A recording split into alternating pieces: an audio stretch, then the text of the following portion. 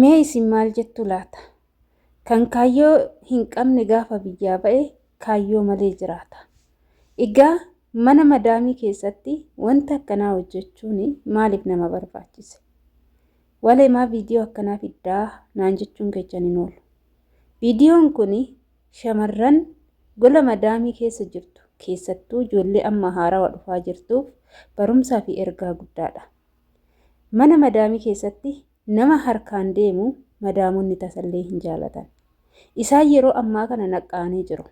Fattashaa sirriitti tolchanii jiru. Dhugaan isiniin jedha. Ani jalqaba yeroon biyya arabaa hojjedhu ani madaamii shaanxaa keenya fattashtu, madaamii sarraatinyaa shakkituun argine. Garuu haa ta'uti immoo anarra qormaanni gurguddaan ga'ee jira. Yeroo jalqabaa mana madaamii hojjedhu baay'ee na qoranii, baay'ee na fattashan. Gara miyyoo isiniin jedhee maallaqa lafatti gatuudhaan, warqii lafatti gatuudhaan waa baay'ee ta'een jira. Egaa nagaallee hin dagan. Ashama harka fuunee kabajamtootaa fi daawwattoota hordoftoota keenya. Nageenyi koo kan jaalalaa fi kabajaa bakkaa fi lafa jirtan siniif haa baay'atu. Anis obboleettiin keessan bakkaa fi lafa jirutti Waaqayyoof galannaa ga'uu nagaa fayyaa kootidha. Warroonni mana keenya haaraa taatan laayik sheer gochuudhaan gara maamila keenyatti dabalamaa isiniin jechaa qaxxitumaan gara viidiyoo yoo isin dabarse salphina hagana ga'uu salphachuun baay'ee ulfaata. Salphina hagana ga'uu namarra ga'uun baay'ee ulfaata.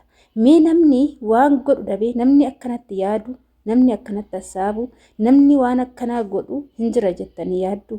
Ana garuu na ajaa'ibe jechuudha. Inna astaasabiin namni tokko yaadni nama tokko nama ajaa'iba.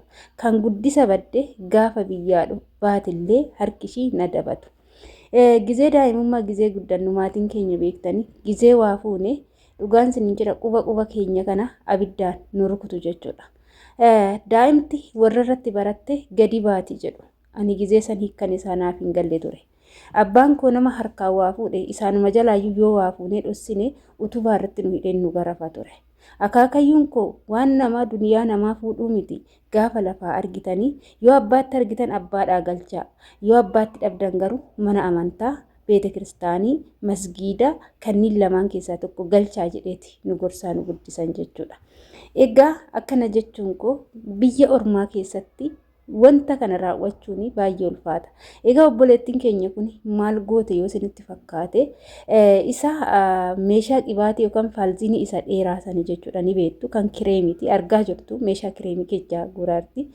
Meeshaa kireemii kana gara hudduu jalaatiin murtee raawwatteeti. Warqii madaamii mana keechaa hataatti sooftiidhaan martee achi keessa guute achi keessa dhossite jechuudha. Anammoo kan na ajaa'ibe madaamii shakkitee iddoo kana banuu ishee qofatu nagarrame jechuudha. Yeroo ammaa isaanii kanaa miti sirriitti fattashaa sirriitti tolchuu sirriitti raawwachuu jalqabanii jiru. Mana isaanii keechaa meeshaan tokko yeroo badutti sarraateenyuma shakku. Garuu haa ta'uti immoo madaamiin nagariidha sarraateenyaa sanirra nagarii godhuuf yookaan immoo ishii miisisuuf ishii hiisisuuf yoo mindaan keenya isaan irratti baay'ate nu immoo karaa tokko mindaa sana hambifachuu jecha gara nu miidhaniin ni barbaadu. Haa ta'u isa sanillee sirriitti of eeggannoo godhachuudha. Meeshaa keenya yeroodhaan fattashnee ilaallee waan keenya yeroodhaan ilaallachuun dirqama nu barbaachisa jechuudha. Maaliif wanti nu beekne meeshaa keenya keessatti yoo kan galu ta'e sirriitti cheekii goonee keechaa baasuudha jechuudha. Keessattuu gara biyyaa galuuf yeroo qophoofnutti shaanxaa keenya yeroo qopheeffannee shaanxaa keenya rattabannee yeroo xumuranne shaanxaa keenya qulfii itti bitannee qollofannee qulfii keenya harkatti qabachuudha malee gola madaamillee yoo jiraanne omaan ta'uu isaan faana waggaa kan hundan hojjechaa ture waan ta'eef jettanii fomantanii shaanxaa keessa meeshaa rattabattanii shaanxaan kiyya duwwaadha homtuu keessan jiru meeshaan rattabeen alatti jettanii fomantanii hin dhiisinaa irra deddeebi'a shaanxaa keessa fattashaa ergama shaanxaa keessa ofii keessanii rattabdanii tolchitanii yoo biraa deemtan qollofaati qulfii keessan qabadhaa namni tokko akka shaanxaa keessa sin duubatti hin banne jechuudha. Isarratti taansuudhaan gola ormaa keessatti waan akkanaa kana yeroo raawwattan warroonni harkaan deemi jechuudha. Warroonni akkanatti harkaan deemtanii gola ormaa keessatti salphattan mana namaa keessatti salphattanii maaliif biyyaa baatanii? Kaayyoon isinii mana amalli biyyatti nama qabu amalli biyyatti qabanis biyya ormaattis namarraa hin badu bayzawwee jechuudha. Amala akkasiisan garuu biyyoota arabaa keessatti hin barbaadamu. Biyyoo seerri biyya arabaa maal jedha beektanii? Nama hawaahatu jedha. Gizee tokko hidhi jedha. Gizee lama immoo gorsi jedha. Gizee sadi garuu harka irraa murii jedha. Siniif galee harka irraa murii jedha. Seerri biyyoota Arabaa akka seera Itoophiyaa san mana hidhaa galchee si qallaba sitti fakkaatiin siyaasa qaayyaa jechuudha. Akka biyya Arabaa sanitti sangaa sitti qalee ji'aan si qallaba sitti fakkaatiin baraaxaa qorraa kanarra si ciibsee si guggubaa jechuudha.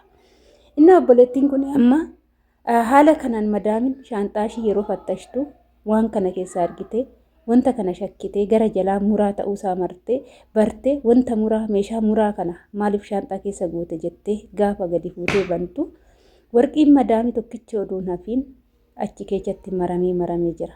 Ishiin martee haala kanaan gootee baduu qophooftee turte jechuudha. Ishumaa baduu qophooftu qabamtee kan baduu qophooftu ramuu kan meeshaa madaamii kana hunda hattee ba'uu qophooftu kana wajjin meeshaa kana wajjin qabamtee amma sa'aatii kanatti rakkoo gurguddaan irra gahee poolisiin itti dhufee mana hidhaa galtee dhugaa waan akkanatti namaan salphisiin rakkoo guddaa keessa galtee jirti jechuudha. Ani immoo haalli ishiin itti na ajaa'ibdee bari haala gocha ishii mee amma ani meeshaa kireemii kana keessatti waa hatee jala muree keessa nan godha jedhee ani yaanni naaf hin dhufu dhugaan isinitti maali siruma yaanni naaf hin dhufu astasaasabin naaf hin dhufu. Namoonni biyyatti baratan qayaa'u maatii minaalbaata warra harkaan deemu keessatti guddatanillee hakkaataa harkaan deemii kana kaasaan jalatti baratanii guddachuu danda'u. Jechuudha waan akkanaa kana gaarii miti gaariin dhufu waan namaa hawwuun waan namaa fuudhuun waan namaa kajeeluun unkaan fudhachuu miti waan namaa fudhatanii kan ofii godhachuu miti ijaallaaluun cubbuudha waan namaa hojjetanii argachuudha malee kan namni tokko hojjeteetu argate tokko harkaan fuudhanii kan ofii godhachuu yaaduun cubbuudha. Gisee tokko na yaadadha mucayyoo achuma kiyya wajjin gabaa baane jechuudha.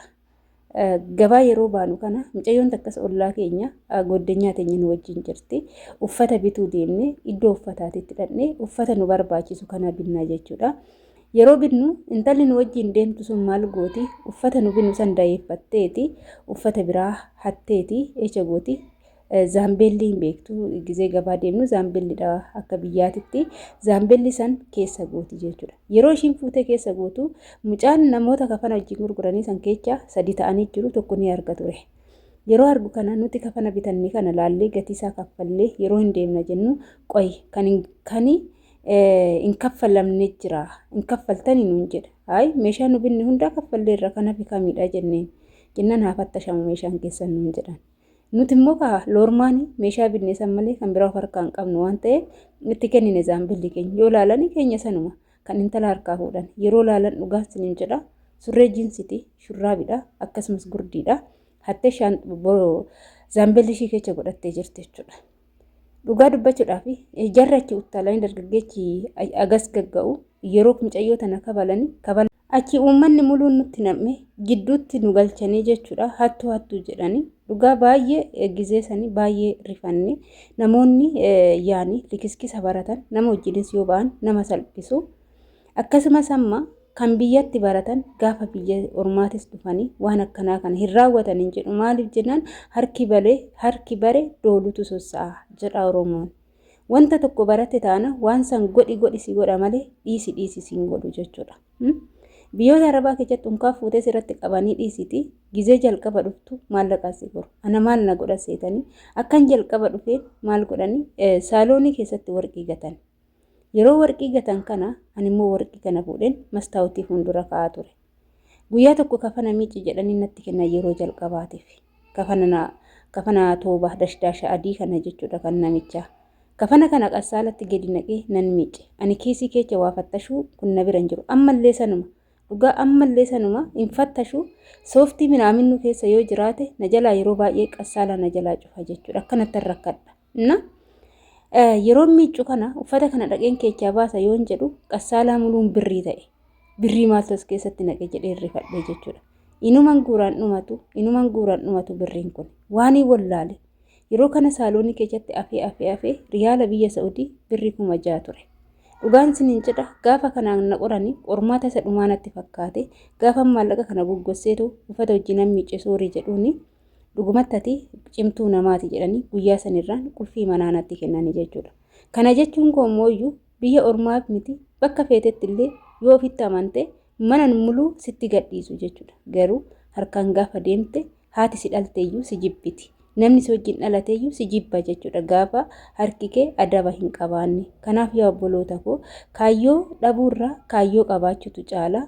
Kanarra hattee too na gammaddurraa kan hojjettee fidattee dafqitee fiddutu si gammachiisa waan ta'eef kanaafuu waan keetitti gammadi malee waan namaa fuutee ittiin gammadini haqqii namaa hin fuudhinaa isiniin jedha. Egaa viidiyoo kiyya har'aaf qabadhee dhufee asumarraa nan goolabaa. Turtiin wajjin gootaniif ulfaadhaa galatooma. Mana kana laayik sheer gochuudhaan nu jajjabeessaa isiniin jenna. Turtiin wajjin gootaniif galatooma. Baay'ee.